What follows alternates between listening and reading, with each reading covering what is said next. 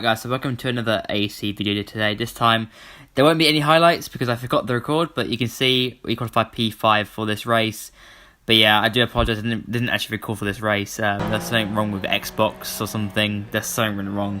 But I can give you an overview. This basically is the video, it's just an overview video of what actually happened in the race, and you got a little bit of footage at the end of the race, towards the end here. But yeah, basically I started, as you can see, I think P5, and qualifying was a bit of a mess, I'm not gonna lie. Just didn't hook up the lap correctly. Towards the end of the session I was actually going faster, and that's why I didn't record my actual lap that I did, so that's why I didn't get a qualifying lap. But I should have been able to get a 49, a late 49, perhaps a 50.0 or something like that. So qualifying didn't go very well, I was a bit frustrated, but at least I actually was in the top 5. And then the race, I think I got up to P3 at the start, and then I think I bottled the last sector, I think lap 2 or something, and Seppel got past me, and he went up to P3 instead. I got a little bit of damage from that, but it was okay. And then I was still, I think I got back up to P3 again. I think Seppel span from memory, and then I was holding on to P3 with Chaos Theory behind me. He was right behind me for the first 17 laps pretty much of the race. And at lap 17, then I made a mistake on the last sector. There's like a load of sausage curbs on the last sector, and I made a mistake. I hit one of the sausage curbs and it spun me round, which meant that I went down to like P6, and I was so frustrated with that because the podium was on the cars, because it's so hard to overtake on a circuit. It's just, and actually generally in these cars it's pretty hard to overtake as well, so that meant that Chaos Theory got past me and he went on to his race.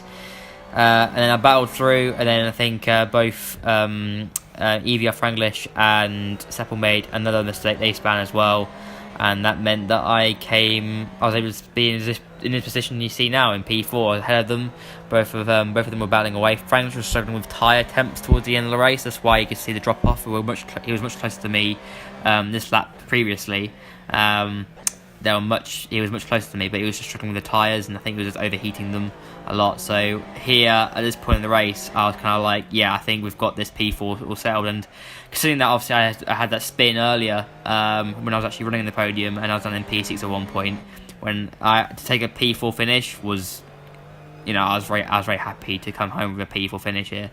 So yeah, just that really was the race. It was, it wasn't perfect again. Just haven't hit the perfect week yet, I'd say. I think the spin that we had, it did give us a bit of rear damage. We already had some front damage from the collision with Seppel on the first sort of opening laps, but that's just racing really.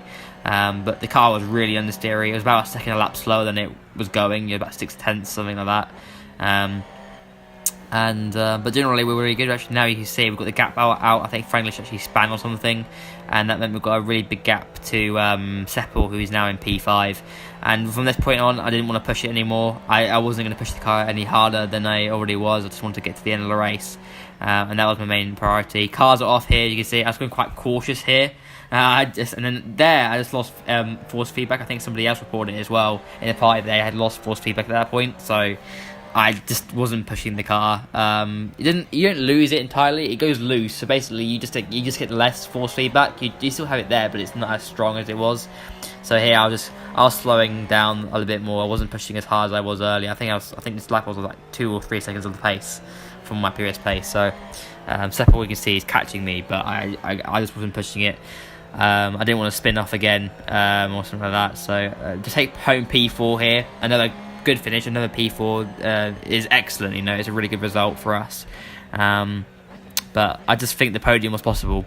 But to be fair, our consistency was superb. The first 17 laps was really good, but a really good start to the race as well.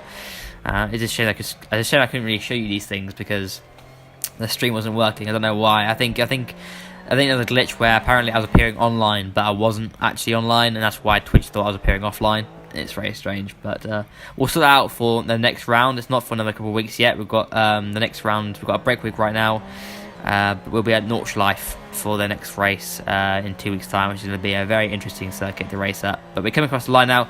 P4, our EVR Shrike came in came in P1, and our teammate Burnout came in P8. Unfortunately, he had a really poor race, but his pace was really good. So, yeah, I was pretty happy with that result. P4, just damage limitation after that spin, and It was a good result for us, but just wish again they could have got a bit more than that. But congrats to everybody in the race, particularly the guys on the podium, both Chirac, Rich, and Chaos. They did a very good job. But I was pretty happy with my result. But moving to Nordschleife is a challenging circuit. But thanks for watching, and I'll see you in some more highlights in a couple of weeks. Bye, guys.